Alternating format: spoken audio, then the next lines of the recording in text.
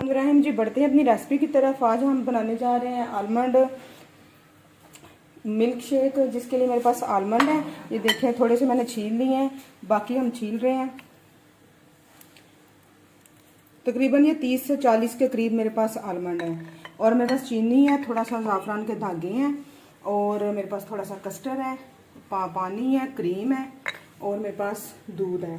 1.5 kg दूध है। इसको मैं उबलने के लिए रख रही हूँ। अब मैंने मिक्सी में डाल दी हैं। अब ज़ाफ़रान के धागे हम इसके अंदर डालते हैं।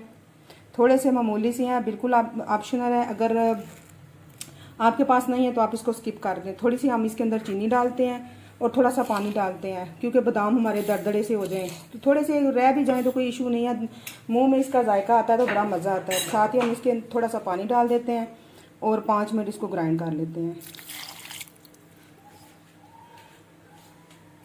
बहुत अच्छा इसका पेस्ट बन चुका है। मैं आपको दिखाती हूँ इसकी कंसिस्टेंसी।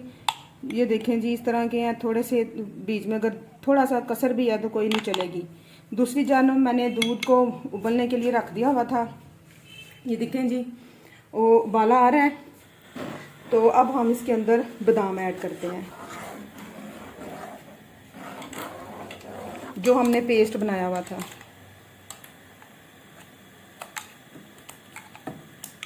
और इसको ज़्यादा हमने पकाना नहीं, 2-3 मिनट हम इसको पका लेते हैं। ज़ाफ़रान हमने डाला था, माशाल्लाह देखें बादामों का कितना मज़े का कलर आया है ज़ाफ़रान की मदद से।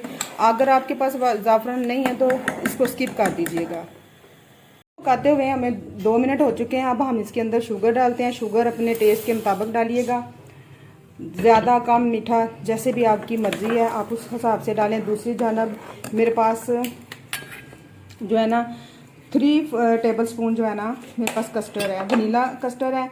इसको हम थोड़ा सा पानी की मदद से ना हल कर लेते हैं।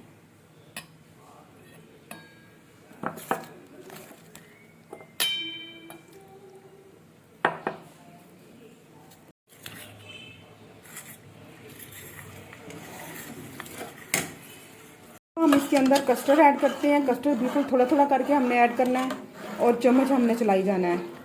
और ज़्यादा कस्टर्ड भी नहीं डालना कि हमारा कस्टर्ड बन जाए, शेक वाला टेस्ट जो है ना वो ख़त्म हो जाए। और साथ ही हम जो है ना क्रीम ऐड कर देते हैं। आपकी अपनी मर्ज़ी है, आप चाहें तो 1 प्याली डाल लें,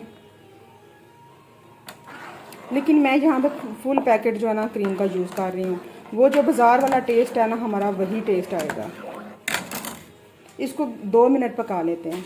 देखें जी, आलमंड शेक हमारा बन के बिल्कुल रेडी है। थिकनेस में आपको चेक करूँ, ये बादाम हमारे एक आध रह गया हुआ है, तो चलें कोई नहीं, ये मुंह में आएगा, बड़ा जायका इसका आएगा। ये देखें जी थिकनेस। तो इसको मैं उतार रही हूँ, चूल्हा मैं बंद कर रही हूँ। तो यूं ही ये ठंडा होता है, इसको मैं फ्रीज़र में रख देती हूँ 1 घंटे के लिए। फिर हम इसकी प्रेजेंटेशन अच्छी सी करके दिखाती हूँ। चला, हमारा बादामों का मिल्क शेक बन के बिल्कुल रेडी है। यकीन जानिए कि बाज़ार से अच्छा मिल्क शेक हमारा बना है, और क्रीमी भी बना है और मज़ेदार बना है। रेसिपी पसंद आए तो काइंडली चैनल को ज़रूर सब्सक्राइब कीजिए, बेल आइकन के बटन को प्रेस कर दिए ताकि आप हमारे साथ जुड़े रहें, आपको हर न्यू आने वाली वीडियो मिलती रहे। मुझे दीजिए इजाज़त। अल्लाह हाफिज़, फ़ी अमान अल्लाह।